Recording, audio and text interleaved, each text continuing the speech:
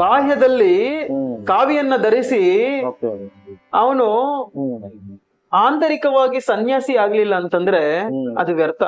Okay ಹ್ಮ್ ಶಕ್ತಿಹೀನನಿಗೆ ಹ್ಮ್ ಬಲ ಪ್ರದರ್ಶನೆ ಹ್ಮ್ ಗೆ ಹೋಗುವುದು ವ್ಯರ್ಥ.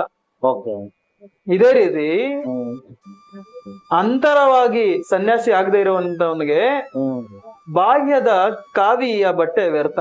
ಹ್ಮ್ ಇದು ಹ್ಮ್ ತುಂಬಾ ಜನರ ಪ್ರಶ್ನೆ ಏನು ಅಂತಂದ್ರೆ, ನಾವು ಈ ವಿದ್ಯೆನ ತೆಗೆದುಕೋಬೇಕಾದ್ರೆ ಓಕೆ ನಾವು ಸನ್ಯಾಸತ್ವವನ್ನ ಸ್ವೀಕರಣೆ ಮಾಡ್ಬೇಕಾಗ್ತದ, ಎಲ್ಲವನ್ನ ಬಿಡ್ಬೇಕಾಗ್ತದ ಅನ್ನೋ ಒಂದು ಯಕ್ಷ ಪ್ರಶ್ನೆ ಓಕೆ ಸಾಮಾನ್ಯವಾಗಿ ಬರ್ತದೆ. ಹೌದು ಯಾಕಂದ್ರೆ ಇದು ಬ್ರಹ್ಮ ವಿದ್ಯೆ ಆಗಿರೋದ್ರಿಂದ ನಮ್ಗೆ ದೇವಾನ ದೇವ ಬ್ರಹ್ಮನಲ್ಲಿ ನಾವು ನಿರಂತರವಾಗಿ ಆ ಪರಬ್ರಹ್ಮ ಪ್ರಜ್ಞೆಯಲ್ಲಿ ಇರ್ಬೇಕಾಗ್ತದೆ.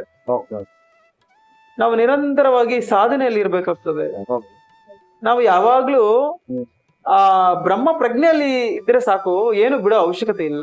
ಓಕೆ ಯಾಕಂದ್ರೆ ಹ್ಮ್ ನಾರಾಯಣಪ್ಪನವರು, ಯೋಗಿ ನಾರಾಯಣಪ್ಪನವರು ಕೂಡ ಹ್ಮ್ ಸಂಸಾರವನ್ನ ಇಟ್ಕೊಂಡಿರುವಂತದ್ದೇ, ಅವ್ರಿಗೂ ಮಕ್ಕಳಿದ್ರು. ಹ್ಮ್ ಪೋತಲೂರು ವೀರಬ್ರಹ್ಮೇಂದ್ರ ಸ್ವಾಮಿಗಳು ಕೂಡ ಹ್ಮ್ ಅವ್ರಿಗೂನು ಮಕ್ಕಳಿದ್ರು, ಅವ್ರಿಗೂ ಸಂಸಾರ ಇತ್ತು, ಅವರು ಕೂಡ ಧರ್ಮಪತ್ನಿ ಇದ್ರು. ಹ್ಮ್ ಓಕೆ ಮತ್ತೆ ಹ್ಮ್ ಅನೇಕವಾಗಿರುವಂತಹ ಯೋಗಿಗಳಿಗೆ ಹ್ಮ್ ಸಂಸಾರದಲ್ಲಿ ಇದ್ಕೊಂಡಾನೆ ಯೋಗತ್ವವನ್ನ ಸಂಪಾದನೆ ಮಾಡಿದ್ರು ಅವರು. ಓಕೆ ಹಾಗಾಗಿ ಅವರೇ ಪ್ರಮಾಣ ನಮ್ಗೆ. ಹ್ಮ್ ನಾವೇನು ಬಿಡೋ ಅವಶ್ಯಕತೆ ಇಲ್ಲ, ಸನ್ಯಾಸತ್ವವನ್ನ ಸ್ವೀಕರಣೆ ಮಾಡೋ ಅವಶ್ಯಕತೆ ಏನೂ ಇಲ್ಲ. ಹ್ಮ್ ನಾವು ಯೋಗಿಯಾಗಿ ಕರ್ಮಗಳನ್ನ ಆಚರಣೆ ಮಾಡಬಹುದು.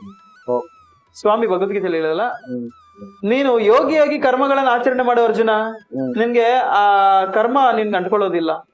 ಓಕೆ ನಮ್ಗೆ ಈ ಸಂಸಾರದಲ್ಲಿ ಹ್ಮ್ ನಾವು ಶೇಖರಣೆ ಮಾಡ್ಬೇಕಾದ್ರೆ ಒಂದಷ್ಟು ಕರ್ಮಗಳನ್ನ ಮಾಡ್ತೀವಿ.